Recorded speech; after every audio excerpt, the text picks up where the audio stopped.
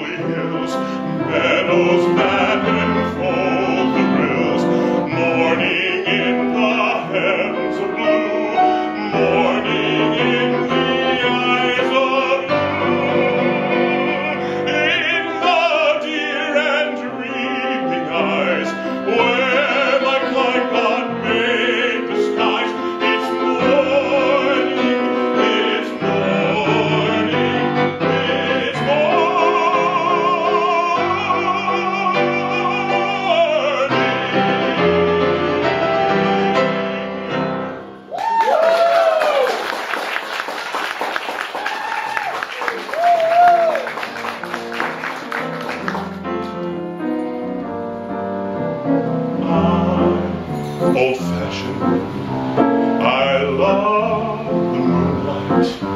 I love the old-fashioned things. The sound of rain upon a window pane. The starry songs that April sings.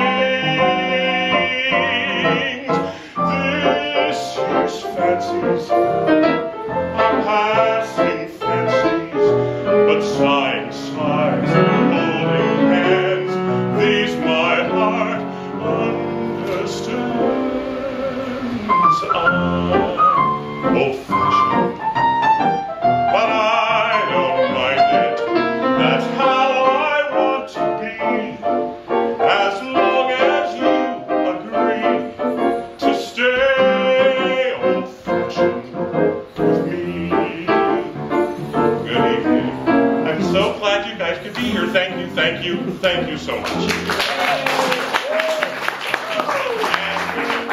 So I'm so honored that you are here. I'm so honored to be here to share with you this music that I have such a passion for.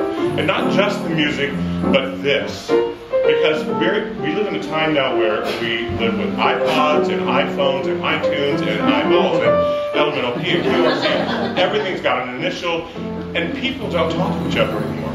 The whole art of conversation is gone. I was at an art affair recently, and the people were talking to each other, standing next to each other with their phones. So what do you think about that piece? What do you think about that? And I was like, are you serious? Really? And if you actually look somebody in the eye now, they're like, oh God, don't talk to me. Oh my God, what do you want? Money? What? So this form of entertainment, as we call it, is really a passion of mine, because this music wasn't originally recorded. This is how it got passed around. You know, in the early 1900s, the late 1930s, which is most of the songs you're going to hear tonight are from that era. The most popular way to hear it was like this, in somebody's home. Thank you so much for restoring this to me. So I kind of thought, this is how I always want to do this. I've done this on stages, and I've sung all over the world, in Turkey and places that you would not think to have this show. And this is always my favorite way to do it. I like to be able to see you. I know sometimes people get unnerved by that, but I love it. And I like to see your response, and these songs need that. And nobody really does these anymore. So I'm thrilled to do this, and I'm so thankful you're here. So sit back, imagine that we've gone back in time to the early 1900s, that Howard's playing on a, well, this one will do, nice go I. But and imagine you were in high collars, and the women were in bustles. I was going to wear one, but I didn't bring it. And just enjoy it. And if you know the lyrics to any of these, shout them out, because I have the worst memory and they go out of my head. So help me out here. So enjoy this. I'm old-fashioned, but I don't mind it. That's how I want to be, as long as you agree to stay old-fashioned with me.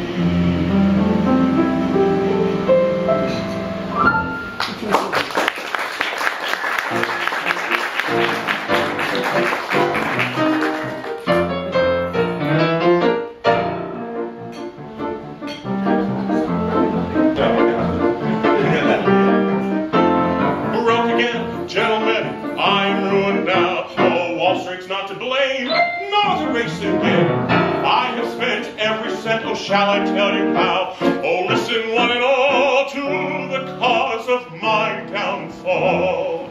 Hungry women, I feed them and weep. They never eat cheap. All real hounds eat like real hounds when they eat on me. They think that it's free. They've got cute figures and cute faces, but the real question is where to get one who's got a cute indigestion. Hungry women, I feed them and weep. Now where can I find the guy who first pulled that line? A woman pays and pays. What a phony phrase. Now if you do think it's true, well take out one of mine. Oh, will she pay the check? Oh, of course she will, like heck. Hungry women, as soon as we meet, it's, well, when do we eat? Then they pitch in, clean the kitchen, but I want to know, 'cause where does it go? On one I spent $11, she was a phony. She ate the steak and salad, all I got was bologna. Hungry women, I feed them and weep. I saw a great magician doing wonderful feats. He sawed a girl in half, gave me the half that eats. Hungry women, I feed them and weep. I met a girl with just 2 teeth and took her to supper. 'Twas just my luck, the lower tooth met with the upper. Hungry women, I feed them and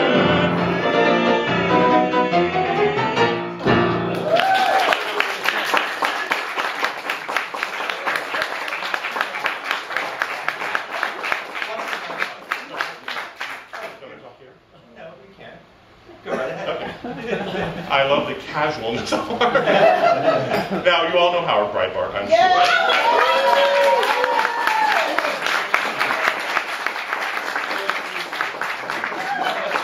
Oh no, oh no.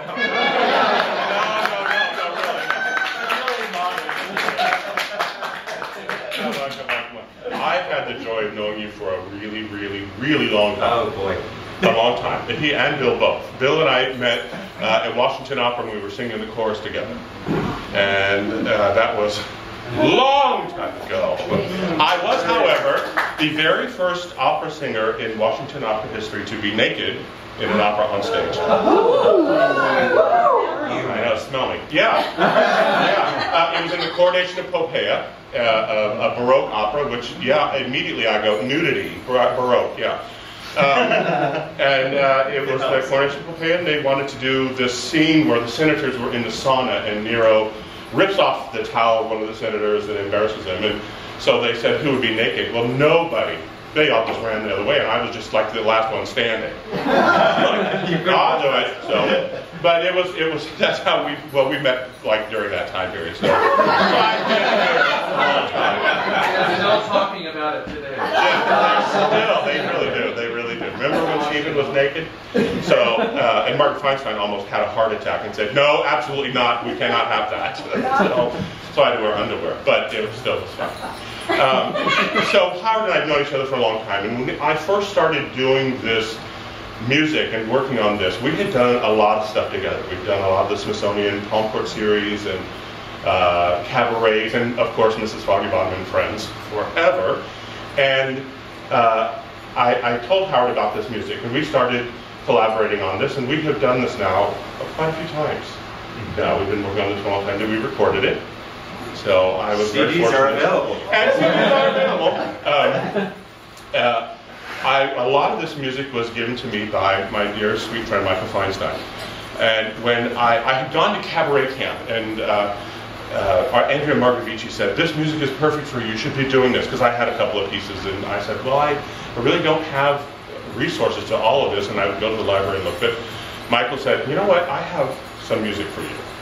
And then he had, I don't know if any of you know who Michael is or what he does, but he has a warehouse of music. And most of it's in his head, too. And he just has to kind of stop and think and go, "Oh, yeah, I know what that is."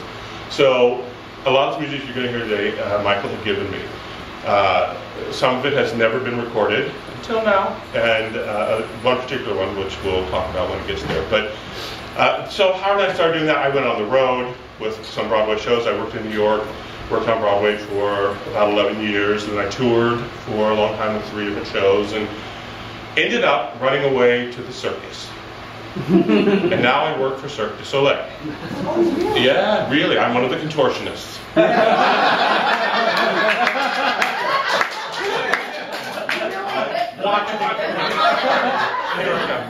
I actually work for a sit-down show. They've opened quite a few shows in Las Vegas, and I work on the show's Humanity, which is the naughty show.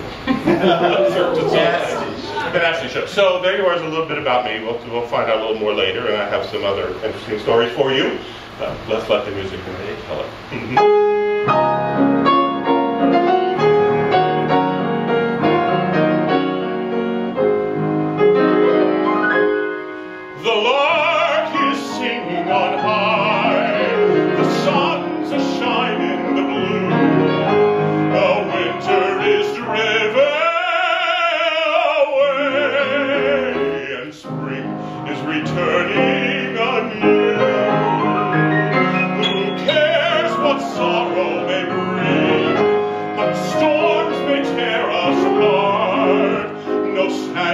Can kill the wonder and the thrill of that waltz in my heart. Waltz of my heart, haunting and gay, calling and thrallingly waltzing away. Ring out your bells for me, ivory keys, weave out your spells for me, orchestra please. Chorus of wings filling the sky, while their inspiringly time hurries by. Joy fans of fire in me soon as you start, sweeping your strings, waltz of my heart.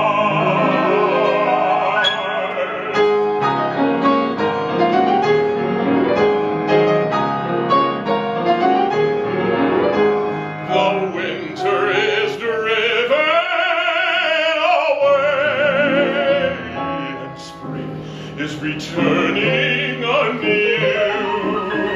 Who cares what sorrows may bring, what storms may tear us apart? No sadness can kill the wonder and thrill of that waltz in my heart.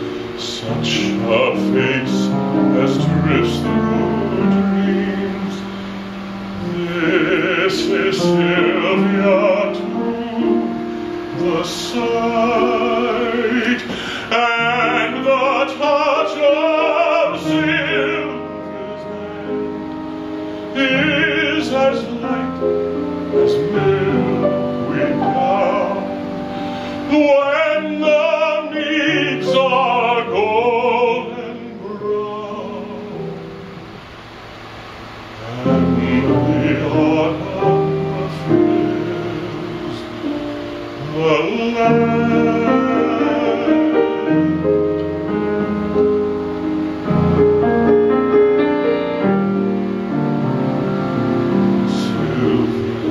Just the echoing of her voice brings back to me from the depths of memory. This is Sylvia to the side.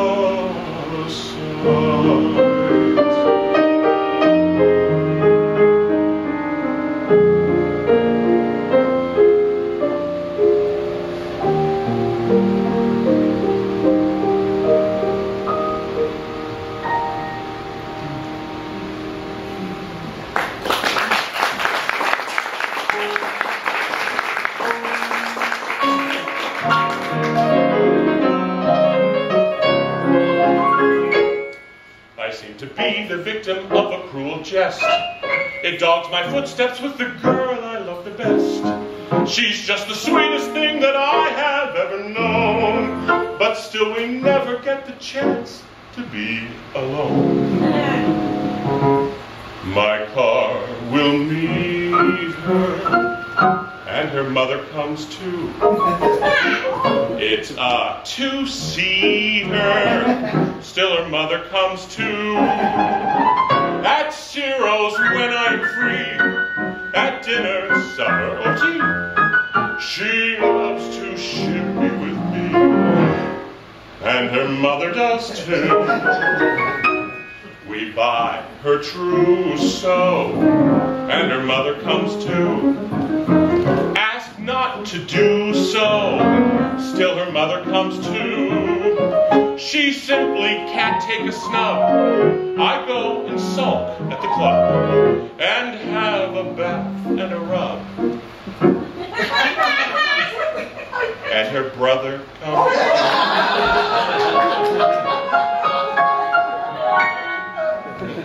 There may be times when couples need a chaperone, but mothers ought to learn to leave a chap alone. I wish they'd have a heart and use their common sense, for three's a crowd and more, it's treble the expense. We lunch at Max's, and her mother comes too. How large a snack seems when her mother comes too. She what is it? I can't see. I know what it is. And when they're visiting me, she loves to sit on my knee. We finish afternoon tea. They're visiting me. We finish afternoon tea. She loves to sit on my knee, and her mother does too. To golf we started, and her mother came too. 3 bags I carted when her mother came too. She fainted just off the tee. My darling whispered to me, Steve dear, at last we are free. You know it. But her mother came too.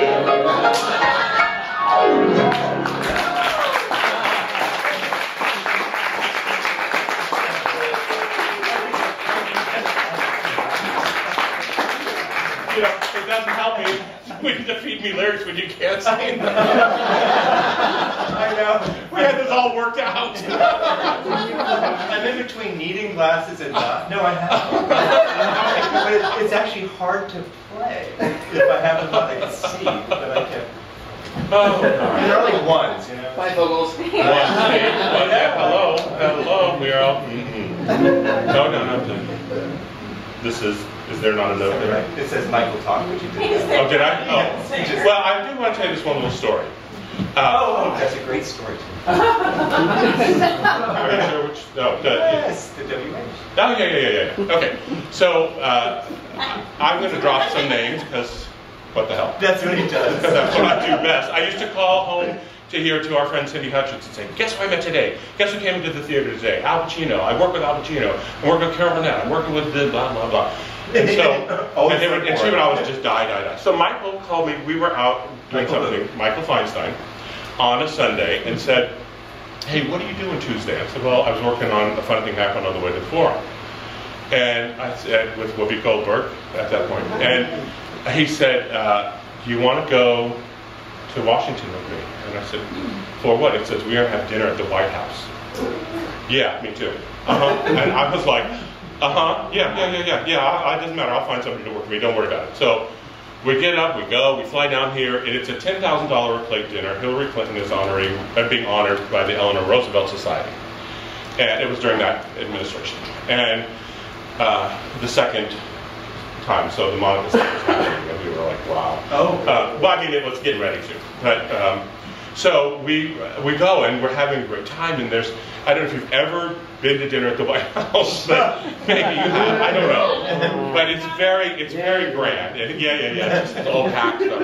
It's really grand, and it's really amazing, and they usher you in, and you're like in the land of Oz, and things just happen. You just, all of a sudden you're over here, and next thing you're over there, and people just start moving, and then you meet the president and his wife, and they were amazing people. And I was at table number 3. Bill was at 1, Hill was at 2, and there I was at 3. And we were at the table with her chief of staff, who was Maggie Smith, the definitive biographer, the Eleanor Roosevelt biographer, who was 100 million years old. His granddaughter, or Eleanor Roosevelt's granddaughter, I don't remember whose granddaughter this was, the man who invented the steady road cam. Well, his wife was sitting next to me, and then the woman sitting next to me here was the biographer's wife, but she was a lot younger than him, and Michael and Maggie. So we're just, I mean, it's grand, and everybody talks to everybody. Nobody does this, don't talk to me kind of thing. They're all just there. And so this woman is going on about music, and she's talking to Michael, and she said, Michael, I'm sorry, I don't know who you are. And he said, that's okay. And she said, no, I know everybody.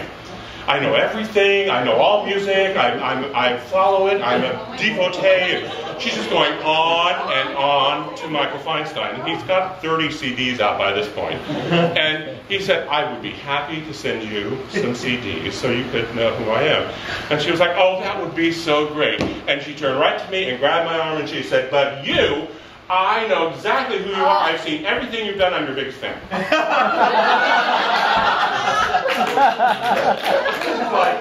No. I said, I don't think you've seen everything I've done. She said, no, I've seen everything. I follow your career, and I know everything. I've done nothing. I sang on PBS with Michael once. That's it. I'm like, no, you don't know who I am. But she was insistent, and Michael, the look on his face, just and I said, I'm sorry, I don't have any CDs to send you, but since you're my biggest fan, you know that already. So that's my Michael, one of my many Michael songs. But this particular song we're about to do is a Harry Warren song written in this is one of his later songs, like 38, I think. But it wasn't recorded, and Michael found it in a trunk and said, I think you should do this. So he gave me an amazing gift, and that is this song.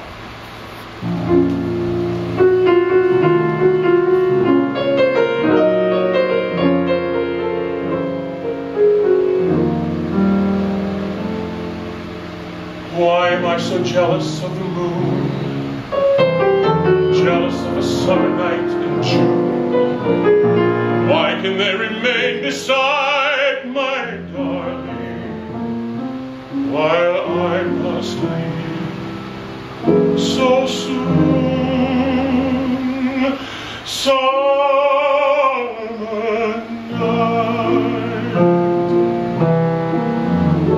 starry skies, you can see my sweetheart with 1,000 eyes. Why have I only two to behold 1,000 charms I idolize? Summer night, you've arrived to come in her window when the day is through. She tells you all her thoughts in the fading candlelight. Summer night, oh how I envy you.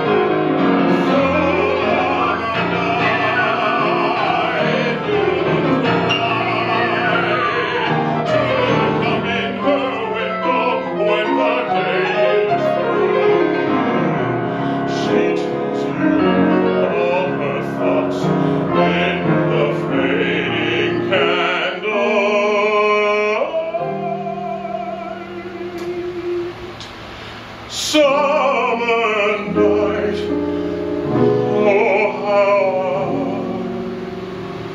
envy you.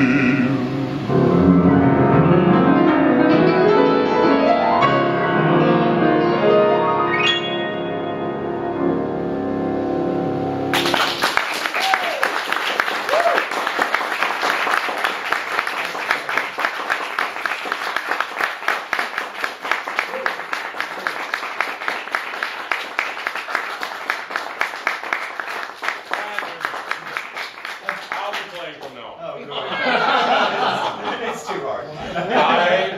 You know what? It really doesn't get much better than Hard Right Bar. I really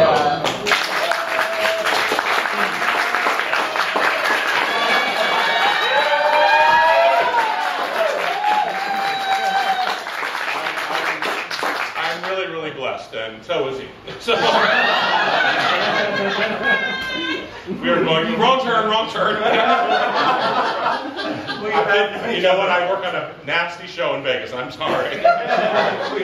I have another special something to tell you about today, and I think you all have had the opportunity right now to meet Mick Dong, sitting right here, our artist friend,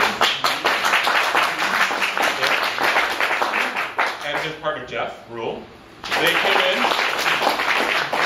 came in from San Francisco to be here. Well, Nick actually came in from Milan, excuse me. So Raphael China first came on Milan and back and all that. He is an amazing and gifted and brilliant artist, as you might know. I'm wearing jewelry of his right now. Yes. Jingle bell ring. Jingle ring, my meditation ring, yes.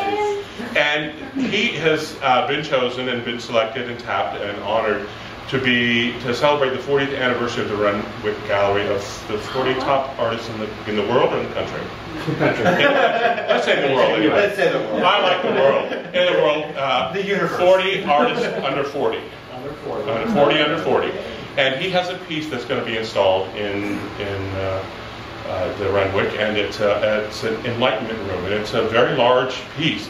And it's made out of the tiles that he's wearing, actually. So get a big peek, look at that when you get a chance. It's a tile. It's a whole room made out of this tile that he's cut. And he turned it into a piece of jewelry, which he made himself. His jewelry is unbelievable. His work is unbelievable. terrible. I'll search your purses before I you know. leave. But if you get a chance, keep an eye out for that, because his work is amazing. And you go to studiodong.com, and you can see some of the magic that he does. So, no, come on, I don't ever get the opportunity to do this for other artists, and I'm so thrilled that he's my friend. I'm so thrilled that Jeff is my friend. We did a concert, we were going to do this show in their loft in San Francisco, but it ended up we're doing it here. But we did it at Christmas. We have a Christmas show that we did. It was great fun. So they're great supporters of this, and they're great supporters of me, and very, very kind to me, and I'm very gracious and thankful to them. So. Thank you. When is the installation? Next summer in July. Yes. So when you? July 2012. Yes. Next year. Next year. Okay. It'll be the 40th anniversary next year. The gallery. That's really cool. This boy is going to be my installation. Yeah, so I'm going to be the Smithsonian. I'm an antique. No, I'm going to sing. You'll see when you go in. It's a light and sound installation. And it's one person at a time kind of experience. Oh, you got it. Everybody wear it. All right, so pass this around too. Everybody can get a good look at this. So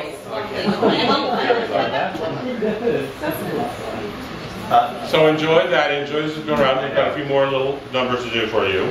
But I'm so thankful. Thank you for being here. In fact,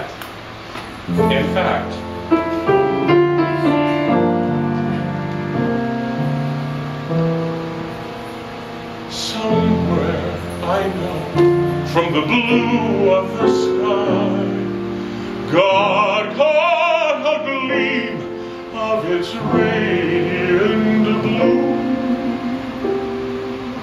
held it all lovingly, then let it blow into the eyes of you.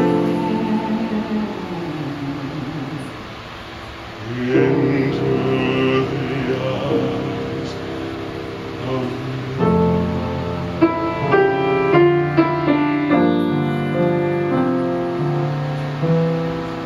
Somewhere I know, from the gold of the sun, God caught a ray of it shining so true.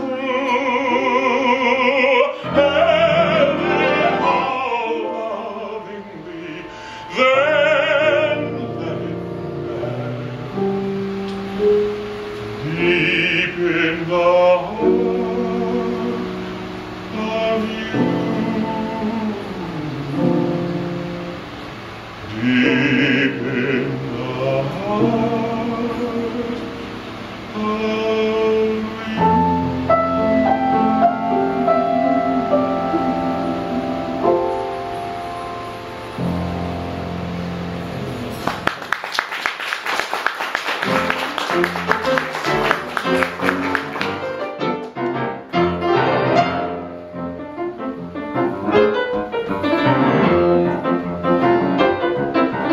Thousands of years ago, or maybe more, out on an island on a lonely shore, Robinson Crusoe landed one fine day. No rent to pay and no wife to obey. His good man Friday was his only friend, but he didn't borrow or lend. They built a little hut, lived there till Saturday, and Saturday night it was shut. Where did Robinson Crusoe go with Friday on Saturday night? Every Saturday night they would start in a row, and on Sunday morning they'd come staggering home. On this island of wild men and cannibal trimming, and where there are wild men, there must be wild women. So where did Robinson Crusoe go with Friday on Saturday night? Robinson Crusoe was a good old scout. Robinson Crusoe knew his way about. He'd go out hunting chickens now and then, but he knew when he was chasing a hen. Once he told Friday, "You must stay at home. I've got to go out alone." Friday felt very blue. He said, "It's wrong of you. Couldn't you fix it for two?" Where did Robinson Crusoe go Friday on Saturday night?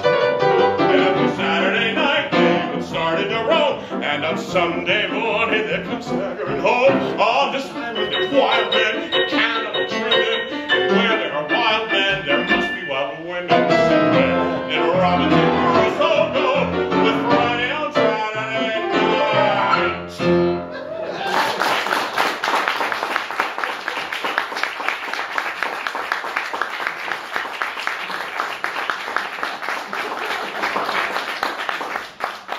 It gets harder and harder. What was I thinking? They say that has humanity too. Yeah. I'm sorry. It was so highbrow.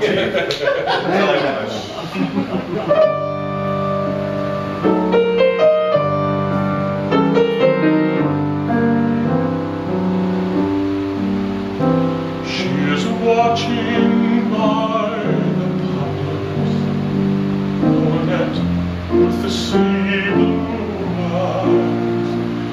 She is watching longingly, where the long white roadway lies, and the songsters in the silence as the wind in the boughs above. She listens and starts and trembles.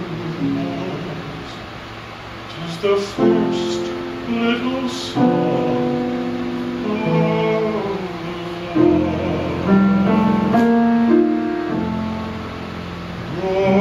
Roses are flowering in Piccadilly, in the hush of the silver dew. Roses are flowering in Piccadilly, but there's never a rose like you. And the roses will die with the summertime, and our roads may be far apart, but there's one rose that dies not in Piccadilly. 'Tis the rose that I keep in my heart.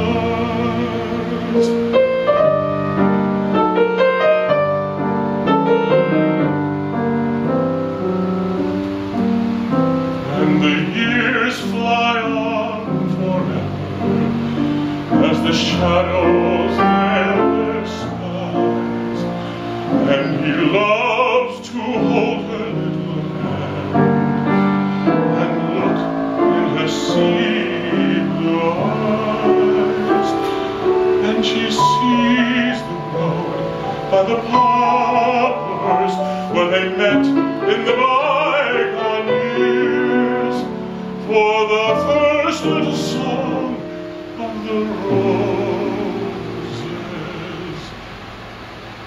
is the last little song she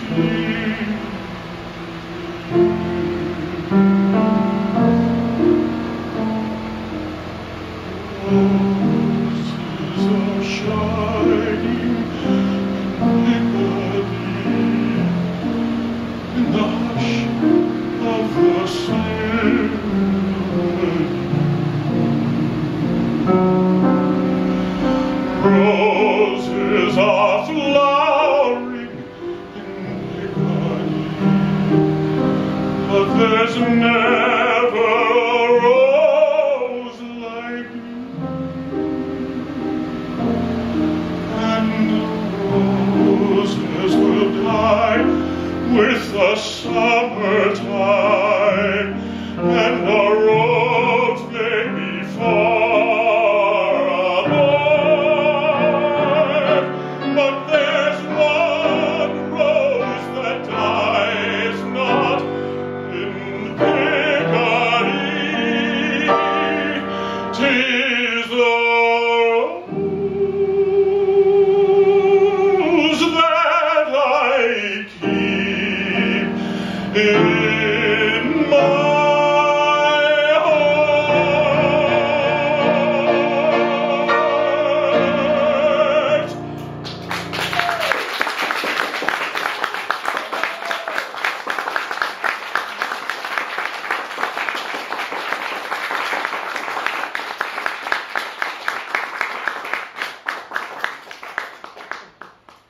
What are you doing?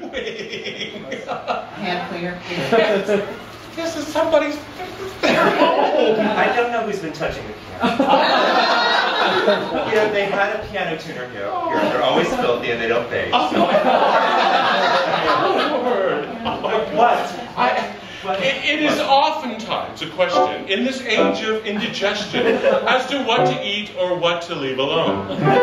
For each microbe and bacillus has a different way to kill us, and in time they always claim us for their own. There are germs of every kind in any food that you can find in the market or upon the bill of fare. Drinking water is just as risky as the so-called deadly whiskey. And it's often a mistake to breathe the air. Some little bug is going to find you someday. Some little bug will sneak behind you someday. Then he'll send for his bug friends, and all your earthly trouble ends. Some little bug is going to find you someday.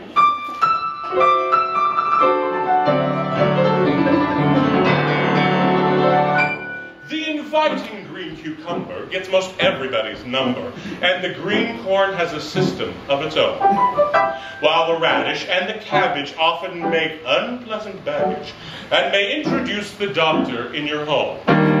Eating lobster, cooked or plain, is only flirting with ptomaine, and an oyster sometimes has a lot to say. But the clams we eat in chowder make the angels sing much louder.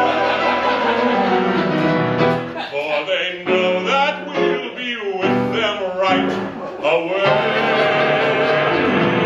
Some little bug is going to find you someday. Some little bug will sneak behind you someday. Then he'll send for his bug friends, and all your earthly trouble ends. Some little bug is going to find you someday.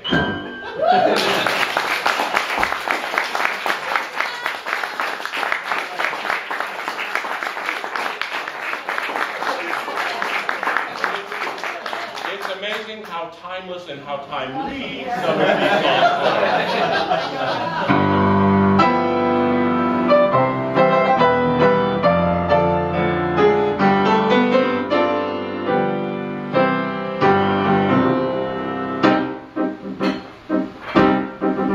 By the old mine pagoda, looking eastward to the sea, there's a Burma girl a-setting, and I know she thinks of me.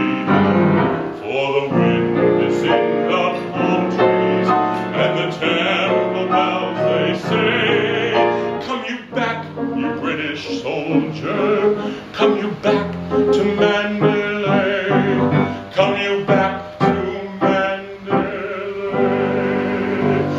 Come you back to Mandalay, where the old flotilla lay. Can't you hear the paddles drunken from Rangoon to Mandalay? On the road to Mandalay, where the flying fishes play, and the dawn comes up like thunder out of the China across the bay.